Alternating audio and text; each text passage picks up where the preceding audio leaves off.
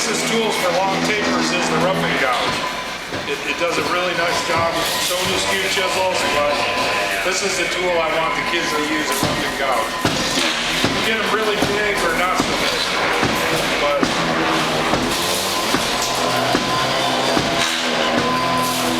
so I'm just going to rough this down.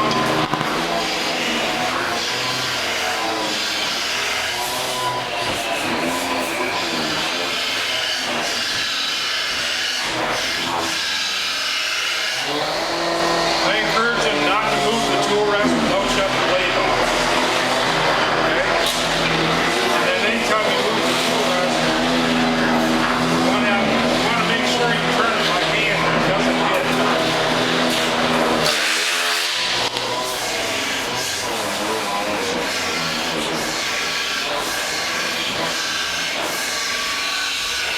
So now that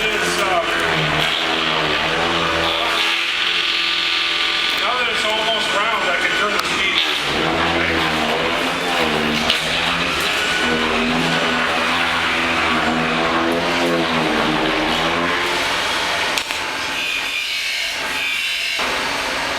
If they're getting spirals, they're moving too fast. You have to wait till the tool removes the wood before you move. If you're moving the wood too fast, you're going to get spirals on your surface. Okay? I tell them that. You got to have a nice slow movement. I still have a little bit of flat right there, and I have a little bit right there, so I need to come down a little smaller. And if you want them all to be the same, you'd have a caliper set for this and a caliper set for the small end, and you want to hit those numbers.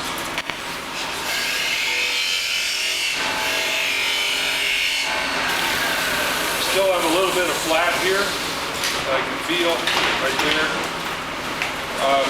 You can also take a draw shave and shave a series of flats on here on the lathe. That makes it look kind of nice. It has a bunch of flat surfaces to reflect, especially if it's a cedar post. You know, you maybe start out with bark on it. You can hand shave it first. I got a little ways to go, and if you don't know if it's round, you can set the tool on it. And where it's round, it'll set nice.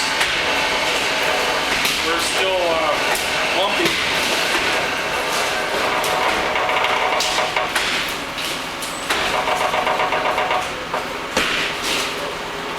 So you can shut it up and look and check. You can set the tool and it'll tell you it's flat or not.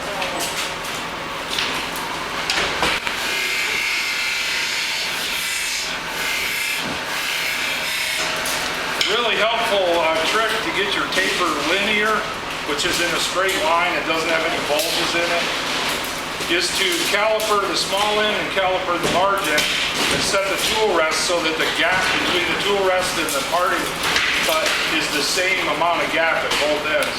And then you can run your finger along and you get a linear taper. Okay, got that?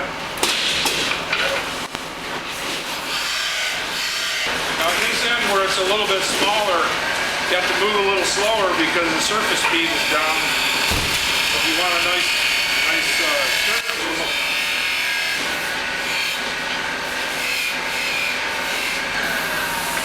that's pretty good taper. It looks like I could start sanding with 120. If I took a little more time, I could probably start with 180, something like that. So now to do the you can make yourself a stick like this, and some of the live centers will let you store it right here. You can just slip the stick over to check your diameter.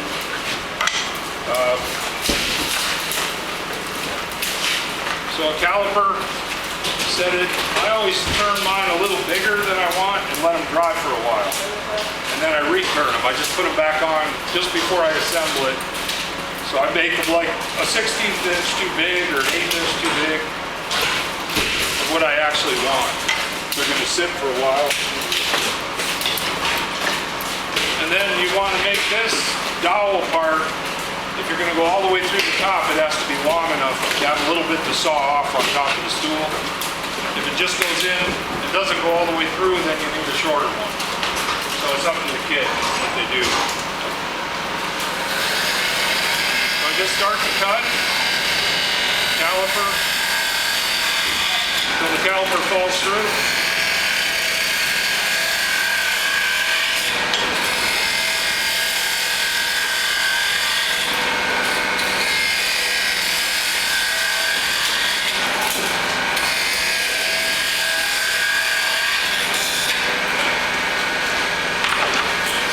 Then you can use this tool on its side as a peeler. You'll just peel those right off. Take them down real close and stop.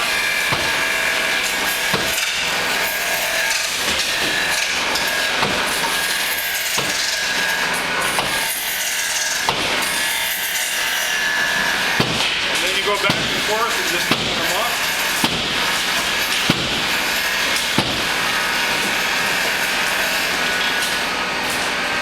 The shoulder next. I'm going to turn the tool in the direction I want to go, rub the bevel, and just make the shoulder.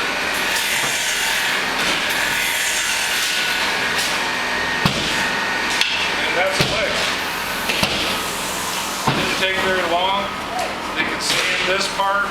This is turned a little oversized, so they set it for a little until it's time to assemble. They can put it back on and get this exact so it fits the hole just right.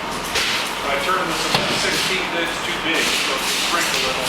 Because this is firewood, it's going to shrink a little. Okay. So I have them sand it, and if they sand, they got a couple pushes for sand. They can sand underneath where the tooth goes away from them, or they can sand on top. Their choice, but either way, it doesn't take much sanding. They got a nice leg. Question? Everybody here can show a kid how to do that, right? It's not hard. I think all of us got silver hair now. It's a good idea to show a few kids. You can.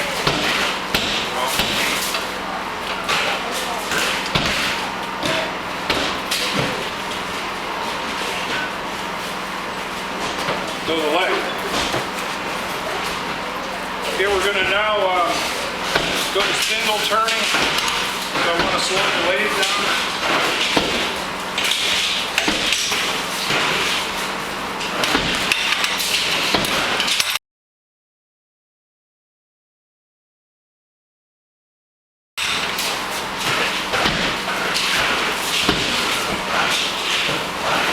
What kind of screws? What's the best screws? Sheet metal. Sheet metal screws. They got sharp threads. They don't break too easy. They're not tapered. These are the worst screws. These are like outdoor drywall screws, but I forgot screws, so I'll make do with them.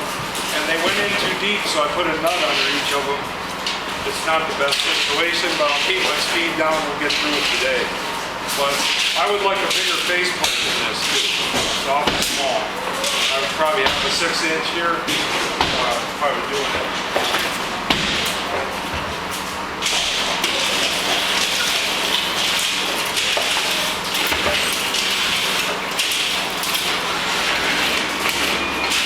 So I slowed the lathe down.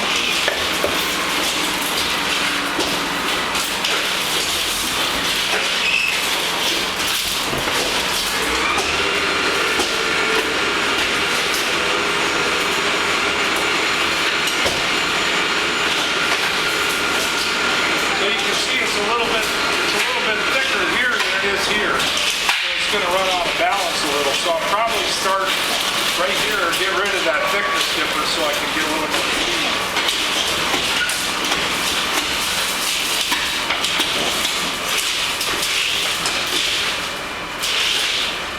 Now the grain is running this way, not this way. So I'm cutting from the middle outward. Okay? I'm cutting from small diameter to large. On this one, I was cutting from large diameter to small, downhill. Okay? So we're going to turn, I always stand aside, tell the kids stay aside, turn it on, going nice and slow.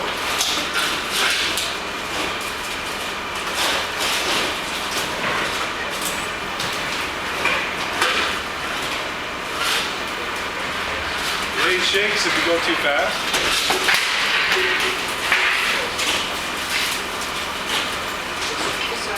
So what kind of tool? What kind of tool do we do faceplate with?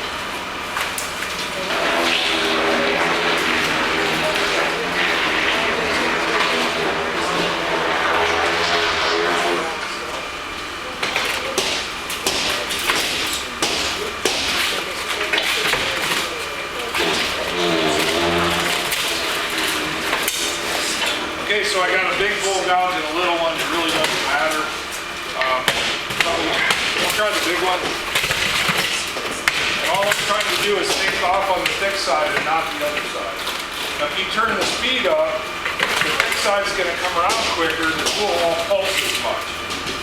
But it's out of balance and the whole lathe shakes if you turn it up too high. So you kind of have to start off slow. And if you hold the tool on here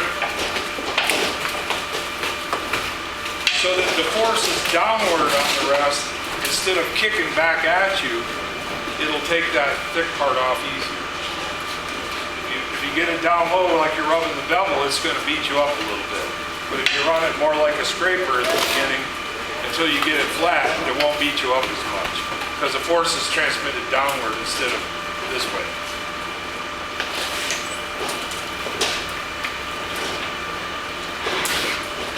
I'm going to start in the middle, and it's a pulling cut.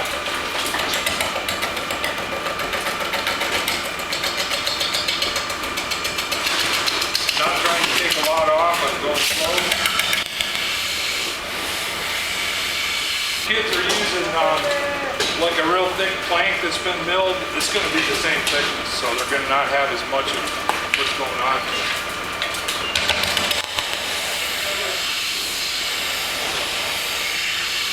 This particular piece of wood has a really bad knot in it right here. It's really hard, so it's never probably going to balance that great because it's real heavy here and not so heavy over there.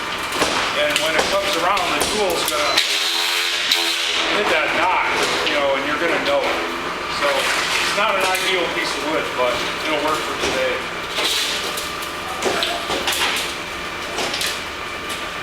So I can cut in as long as I'm flat, but I'm not cutting uphill with respect to the grain.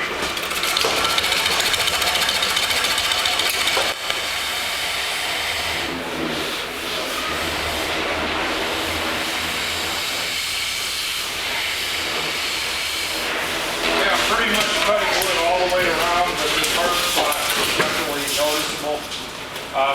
There's no reason this could not be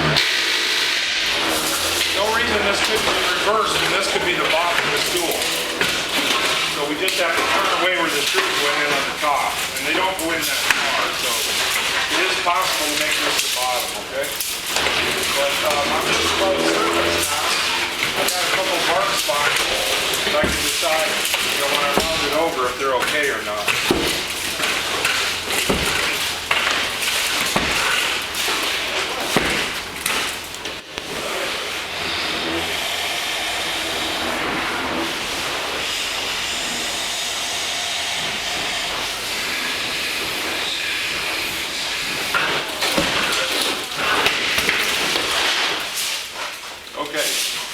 I have a decent surface. It could be a lot smoother. There's quite a bit of narrow. I spent a little more time going back and forth, and I still have a part here I haven't touched, so I have to take some more off. When I am cutting inward, as when I start rounding the corners, I have to do pulling cuts, pulling out. But it's still flat, so I'm able to cut it.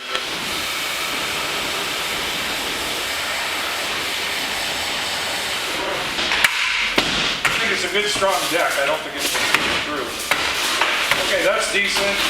Now I'm going to round over the edge a little bit.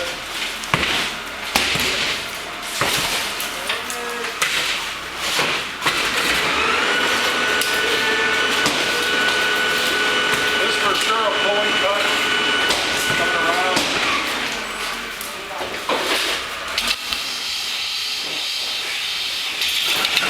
When you're working with the kids, you'll find out their natural tendency is to have the back handle too high and they scrape.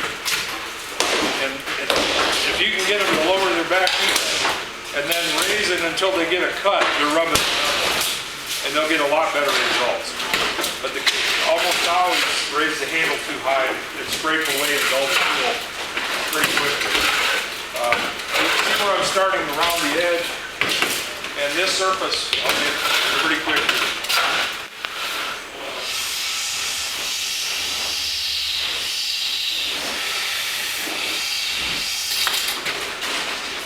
That's not too bad for being rounded. And it's got some bark here and here, but I kind of like that. It'll make the stool more attractive if I leave this white wood in the bark. It's got a real stormy grain in here. I'm not sure if that can even be cut cleanly or not, but I would sharpen up and give it another try. And a few more RPMs too, once we get this other side turned. Is that thickness typical for you when you make a stool? I have tons of 4-inch thick slabs that I've had sawed for years, so I've got, I mean, I have a lot of 4-inch stock. So I just bandsaw a circle out and I'm ready to go. But you can go to local sawmills and they'll sell you 4-inch stuff. It's not hard to come by. Thick is the slab, the larger the diameter of the legs to make it look right? Yeah, I kind of go with maybe 3-inch at the most. You know, I do have some this big around though that I leave a little thicker and they have bigger legs. So it's all just what looks nice to do, you know. There's no rules about it. Yeah. And you know, if you take a little more off this side to get rid of some of the torn grain, then it's getting thinner, which is fine. But anyway, we're sneaking up on it here. Come around the other side.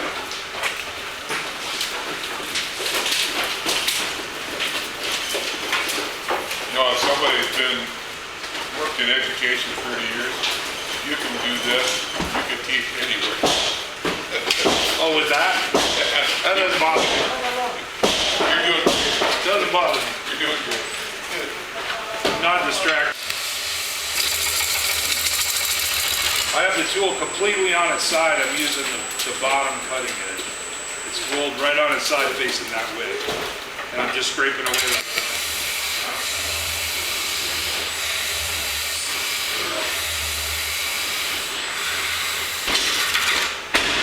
How's that looking? Not so bad. And surface this in a way. You can always sand off where the faceplate was, return it later, reverse it around, and just pin it against the rubber and get rid of that evidence. You also can use a scraper. You can get your tool rest in here and do a little cutting. I think it clears there.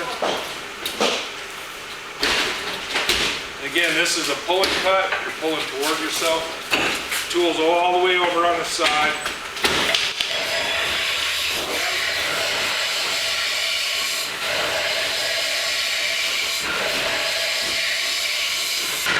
One little trick for the kids, let's say this is all done and you've sanded it while it's spinning. Sanded this, you can put a pencil line on while it's spinning. That's so that you have the same distance in where you drill all the leg holes. And then make a line right across the middle, make a square and go 90 to that both ways, and that's locating your 4 leg hole position. Easy to do. So once it's sanded, you can leave a little line. That's really a nice surface there. This one is more interesting. So I can come back around that. So the next step.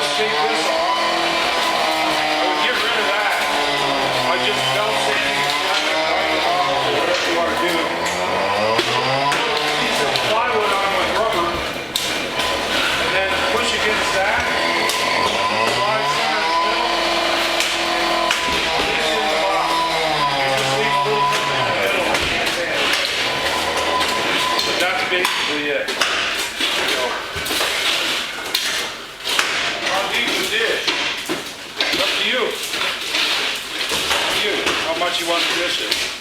But you want to go in enough to get the screw holes gone. Okay? And it gives you a nice little place to sign your name, a nice little dip You're in gonna there. get some putty and sit your butt in it. You'll get an indentation, you get an idea. Yeah, as far as the top goes, it could be level, it could be slightly rounded, it could be inward. It doesn't matter. Depends on how the keister sits on there, you know. But it's a real easy thing to show kids, and they end up with something usable right away for their family. They do really good at it. We did a bunch of them last year, so think about it.